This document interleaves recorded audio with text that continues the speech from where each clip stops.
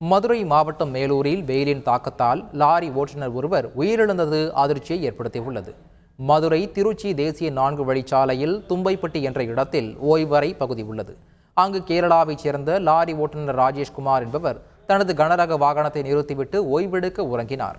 அப்போது வெயிலின் தாக்கத்தால் வலிப்பு ஏற்பட்டு நிகழ்விடத்திலேயே உயிரிழந்தார். புதுக்கோட்டை மாவட்டத்தில் கடும் வெயிலால் எலுமிச்சை மரங்கள் காய்ந்து வருவது விவசாயிகளை கவலையடைய வைத்துள்ளது. கீரமங்கலம், கொத்தமங்கலம், வடகாடு, மரமடக்கி உட்பட பல்வேறு கிராமங்களில் எலுமிச்சை சாகுபடி செய்யப்பட்டு வருகிறது. இந்நிலையில் கோடை வெயில் வாட்டி வதைத்து வருவதால் எலுமிச்சை மரங்கள் காய்ந்து கருகி வருகின்றன.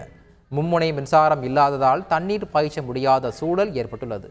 இதனால் மரத்தில் இருந்து பழுக்காமலேயே எலுமிச்சை உதிர்ந்து விழுகின்றன. தற்போது கோடை வெயிலால் எலுமிச்சை தேவை அதிகரித்துள்ள நிலையில் மரங்கள் காய்ந்து வருவது விவசாயிகளை கவலையடைய வைத்துள்ளது.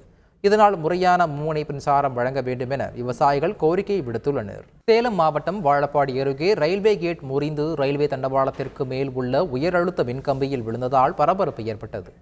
முத்தம்பட்டியில் சூறாவளி காற்றுடன் பெய்த மழையால் ரயில்வே கேட்டின் அடிமானம் முறிந்து ரயில்வே தண்டவாளத்திற்கு மேல் உள்ள உயரழுத்த மின்கம்பியில் விழுந்தது. இதனையடுத்து ரயில்வே கேட் பணியாளர் கேட்டின் இருபுறமும் போக்குவரத்தை நிறுத்தினார். ரயில்வே கட்டுப்பாட்டு அறைக்கும் தகவல் தெரிவித்தார்.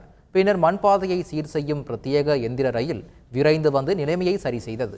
இதனையடுத்து சேலத்தில் இருந்து விருத்தாச்சலம் செல்லும் ரயிலானது 1 மணி நேர கால தாமதத்திற்கு பின் புறப்பட்டது. விருதுநகர் மாவட்டத்தில் ஸ்ரீவில்லிபுத்தூர் மற்றும் அதன் சுற்றுவட்டார பகுதிகளில் இடி மின்னலுடன் கூடிய கனமழை பெய்தது.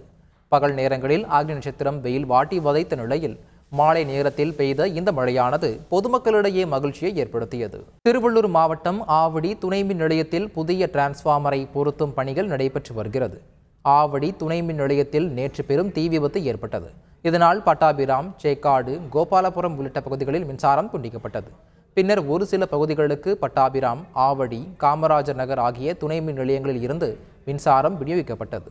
இந்நிலையில் புதிய மின்மாற்றியை பொருத்தும் பணி நடைபெற்று வருகிறது. இந்த பணிகள் வரும் செவ்வாய்க்கிழமை முடிவடையும் என தெரிவிக்கப்பட்டுள்ளது.